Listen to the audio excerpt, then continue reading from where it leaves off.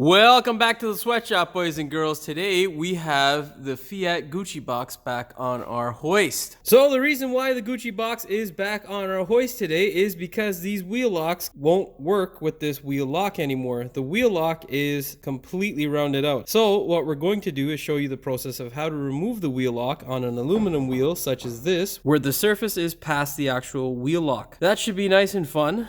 And on a surface like this where it actually protrudes and you can see the complete wheel lock. The issue with this specifically is that there is this cap here that you can twist. You cannot just hammer on a socket to remove these. What I'm going to be showing you is two ways. We're going to be welding on this side and drilling out on the other side. Luckily for me, the other two wheel locks are exactly the same situation with this sort of setup. We're going to be welding on those as well to get rid of them and get them out of here so they're not a plague to my life or the customer's life anymore. So what I can tell you when dealing with this sort of situation where the wheel lock is in past the wheel and you have a nice wheel that you don't want to damage, the only real solution here is to drill it out. If you try to weld, sometimes there are really no options where you might have to weld or whatever the situation may be. It can damage the rim pretty good or, really screw things up. And then you're going to have an angry customer and a real headache on your hands. You don't need all that. So first thing you want to do when trying to get this off is two things. You want to get a good set of drill bits, a possible drill bit sharpener, and know what size you actually need to drill past or to what size you need to drill to. You also don't want to drill into the actual rim itself because we're trying not to damage the rims. So the next thing you're going to need to do is get a center punch, a hammer, and get it right in the center. Nail it right in the center. If you don't, it will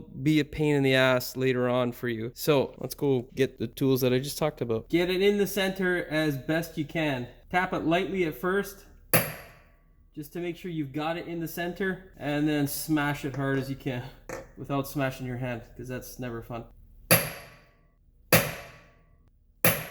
Now get your favorite 1/8 drill bit and start the fun process of drilling this thing out. Also employ the use of WD-40 so that your bit lasts longer. Now buckle up, make sure you have the car at a height that is comfortable for you because you'll be doing this for at least 10 to 15 minutes. It should be fun. Let's get started.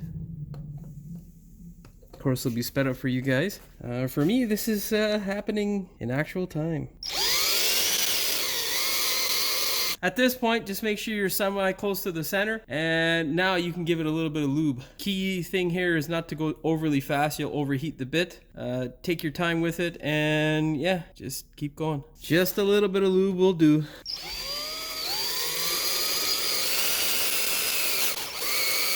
When you get those stringy little twines, you also want to release because those can scratch the clear coat on the rim, just, in case you really like your rims.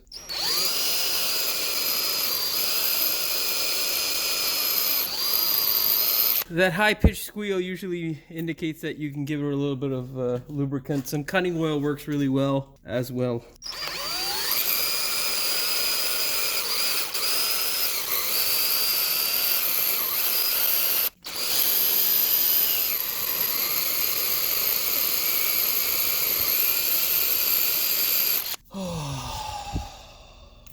I hate these fucking wheel locks. Oh. Like we went through something there, boys and girls. Now, it's been quite a while. What we're going to do is you're going to put your finger like this up against the drill bit and then yank on, pull it out. Then you're going to get the bolt and compare to see how much you've actually gone down. You can see we've still got a fair bit to go. This is not an enjoyable process. Yeah, it sucks.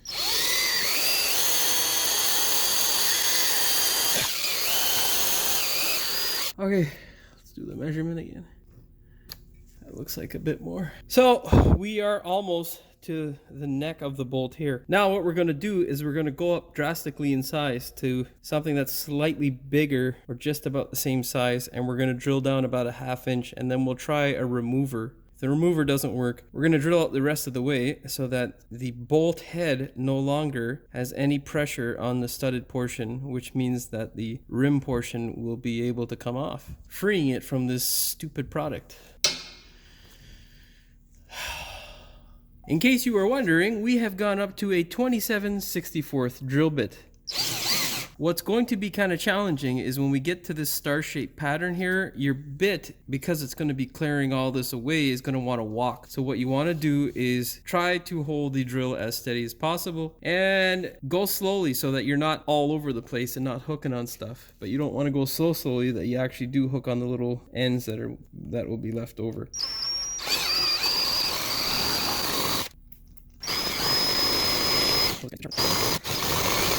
Yeah, that needs to be sharpened. In case you're wondering, this is the drill bit sharpener that we use in the shop. Works quite well. Haven't had any complaints with it. Bought it like 10 odd years ago. That's the result. Let's see how it cuts. I'd say it needs some more sharpening. So unfortunately, my sharpened drill bits are not biting into this material because it is extremely hard. So what we're going to do is use a carbide bit like this to try and get past that really hard portion, because it does get softer towards the middle there. We're gonna give it a shot with this.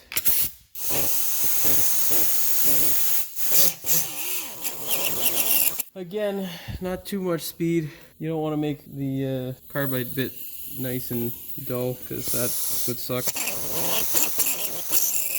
Alright, now we'll try it with a drill bit and see how that works. So going back to the drill bit, didn't really do much, but I did switch my carbide bit onto my actual drill, which, well, let's see. Yeah, I think we're having success. Yeah, there you go. So, nice and slowly. And just make sure the carbide bit doesn't wander and that it stays as close to the center as possible. And proceed. We're making progress, so we could switch back to a drill bit, but fuck it, this is working great.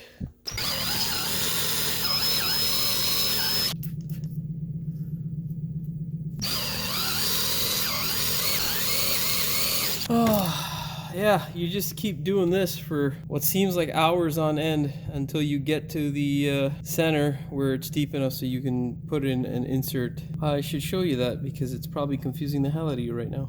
Basically, we're going to be using an insert like this. It's an extractor that you will hammer into the space, but in order to do that, you need to drill a hole that's deep enough. Continue to drill the hole until you can get this in there, and then try to twist it off. If, for whatever reason, it doesn't come free, you'll end up drilling the complete head of the bolt off, which, as you can see, is not a fun process. So, yeah, wish me luck. If you are a bit on the chunky side like myself, it really does help because you can put your back into it, as they say. So yeah, if you are in a workshop where you have a fellow who's chunkier, make sure you're his friend and you can ask him to help you with this, because if you're a skinny lad, you're not gonna have much weight to put behind it. It really does help with biting and kind of clawing the material out of there. You can tell how enthusiastic I am about this job. Yay. So what I have done to this point is basically those little tabs or the ears that were left over from that star-shaped pattern on the wheel lock, we've knocked off with a punch because there wasn't much material left, and now we're going at it with a bigger drill bit just to clear away some material, some more material.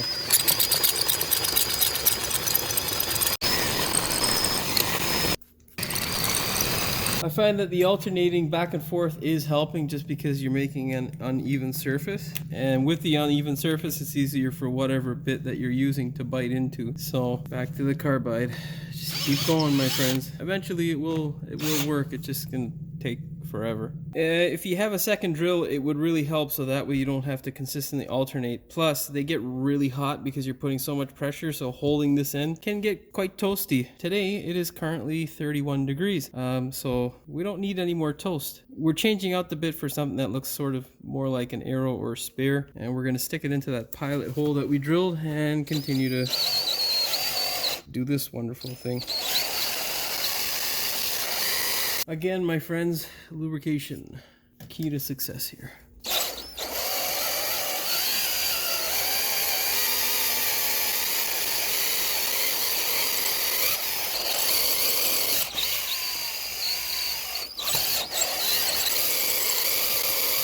Oh God, keep going. So we have gotten down quite a bit. We're just past the hard material on the top here, and basically we are, I think what's into the softer material behind this actual piece. It's all one piece, but they heat treat it so that you don't have this happen to you, but it always happens because this invention's kind of stupid. And this one actually works. It makes it a lot harder because it has that captive ring that you can't really hammer a socket over. So that in itself, it works. It's a theft preventative, but it turns into a real pain in the ass when we have to drill them out because the lock fails. Of course, you can get a master set, but I don't have access to that. So what we've done is we've hammered in an insert that fits. We're going to try with our gun lightly to try and get this free. If that works, great. If it doesn't work, we'll be drilling through some more to get deeper in there or get a bigger extractor in there. So the extractor did not work. Continue to drill it with the smaller drill bit that we initially started off with, and yeah, just keep going with that for a while more.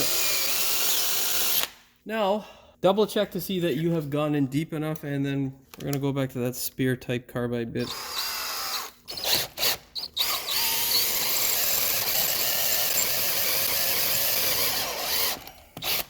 Not too much pressure, especially when she starts to bind up, because you can damage the bit or break off the little carbide teeth.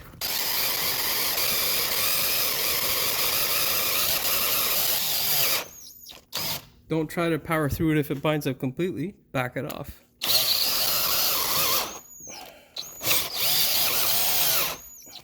Also, if you are using a battery operated tool, make sure that you have many batteries on standby or on charge, because this process is long, tedious, and a pain in the ass. So make sure you don't stand there wasting time while your battery charges up, yeah? This one's still got some juice. And she's just about done. Battery swap time. Okay, boys and girls, so we've gotten quite deep into this hole here. You can definitely see, well, I can, you can't. There's two portions to the head, or to the bolt itself. There's the head and then the actual shaft, which is just regular steel. What we're going to do now is cut through that hard material with a bigger carbide bit, and hopefully that will take care of the head, and then we can get rid of the rest of the stud easily. Most of you aren't going to have these sort of tools. To be honest with you, it's a great excuse as to why not to do this job, because this job is a pain in the ass. Yeah, it's this is pretty much the main reason why I'm not a fan of those safety or anti-theft lugs. They're a real pain in the ass to deal with whenever they do gall up, and to be honest with you, they do happen quite often. So, you know, replace them every few years if you really want to keep to them, or you can get different types, which kind of like the spline type, which are really common, but there are other ones that are different spline or offset that are much better and usually don't have this sort of issue. So anyhow, that's enough ranting about this crap. Let's get back to drilling. Again, select your favorite drill, place the carbide in the drill, try to keep it as centered as possible, and drill away, my friends. It would have been a better opportunity to say this earlier, but make sure you wear the protective equipment that is needed. In case you are unfamiliar with what equipment that is, a mask when the WD-40 starts to boil because of the heat generated by this thing against it, a pair of eyeglasses so that these guys here don't take your eyes for a ride or take them all together, and ear protection so that you can hear and not say things like, I'm deaf. You know, that's what actually is slowly happening to me. This job is a wonderful job, I tell you. Become a mechanic, they say. That's enough of that, boys and girls.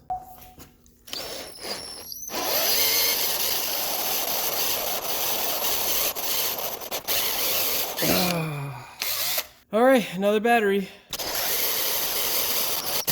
Oh, looks like we've gone through to the other side, boys and girls. Now, let's see if we can get a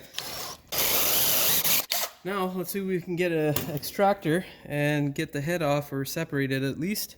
Wish me luck.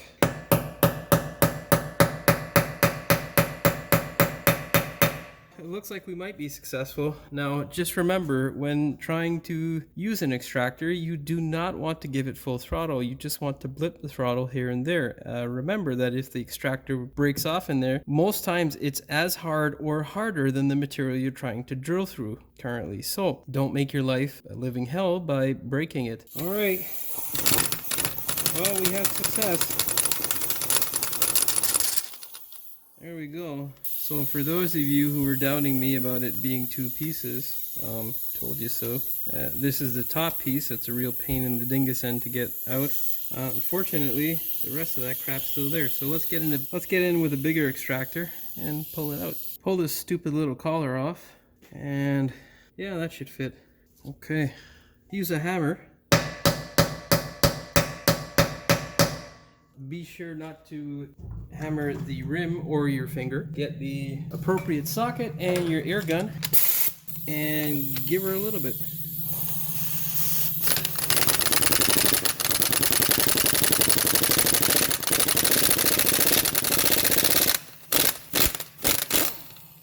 Alright, oh there you go, boys and girls. That wasn't so bad, was it? Only about an hour of your life you'll never get back. I should check the time, it's probably longer than that. So yeah, there you go. What a lovely experience. It's been about an hour and a half in actual time. That is the process of getting these stupid wheel locks off. These ones are a bit more of a challenge. It's not something you can just hammer a socket over like you'll see in most other videos. It is a two-piece with this collar that prevents you from hammering the socket over. It's quite good for the owner, but terrible when it breaks because they're gonna get charged an arm and a leg for me to do all this crap. Now, thankfully, we most likely won't have to do this process on the other three rims. What I'm going to show you is another process that if you have a welder will work really well for you. What you want to do is make sure that you don't have anything that you can damage potentially with the welder. You don't want to have a steel rim that is kind of butted up against the surface so that you don't weld to the rim by accident. So it's better explained if I show you on the other side. On this side here, there's nothing that is protruding or keeping this area of the actual wheel lock exposed. So it's good because you're not going to burn or damage anything when welding or when cutting it off if need be. What you're going to do now, or what I'm going to do in this process, is essentially we're going to grind this and any debris or contaminants off the surface so we can weld a nut that is useless to us on this thing, and then just take it off like a regular bolt, because that's the way all these things should work. But of course that never seems to happen because of, you know, my life. Okay, so grind away.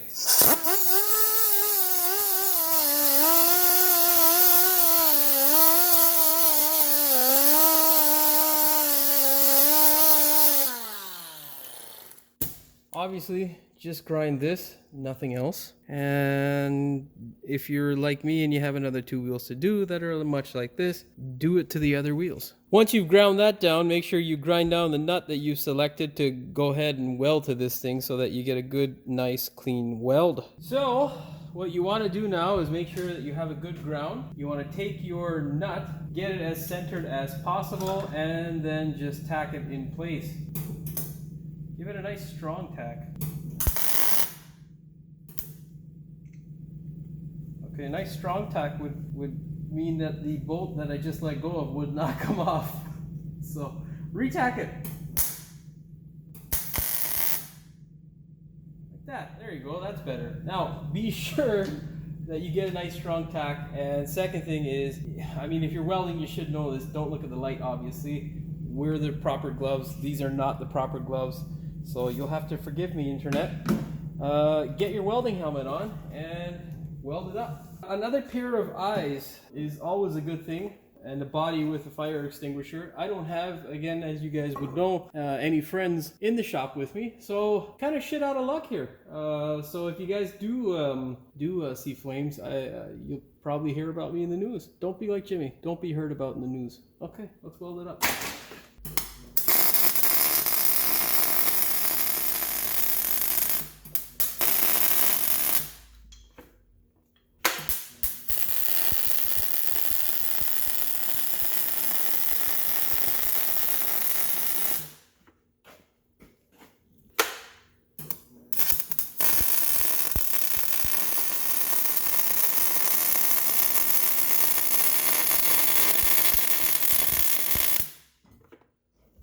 With it all welded up, get the appropriate socket and smash it off. It would help if I had the appropriate socket readily available. Oopsies. Get your gun and fire it off. There you go, boys and girls. That is how you take off a wheel lug if you're lucky enough to have a steel rim. or a rim that doesn't block you from welding another nut onto this stupid thing. Okay, now that was all of about, I don't know, 10 minutes worth of work, 15 minutes worth of work. So let's go do the other ones. Well, boys and girls, that's pretty much it for removal of the lock nuts on the Fiat. You can still hear them. They are sizzling. I would like to show you a close-up, but I'm not planning on cooking my own hands just yet. Basically, you can prevent this situation and not give yourself a pain in the balls. All you have to do is get rid of these stupid lock nuts or replace them every so often. That's all she wrote for the Gucci box, boys and girls. If you liked the video, please like, share, and subscribe, and don't forget to hit the notification bell so you never miss one of my new videos. As always, thanks for watching, and we will see you in the next one. And we're also going to show you another method on a rim that has more exposure. That makes no fucking sense. And then on a surface like this where it protrudes, and on a surface like this where it protrudes and we can actually set up. Now get a 1/8 drill bill. What am I doing? Excuse me. I continue to drill in with this particular double check. So it is about where is it? Where the fuck is the gun? Burning daylight here, Jim. God, it stinks.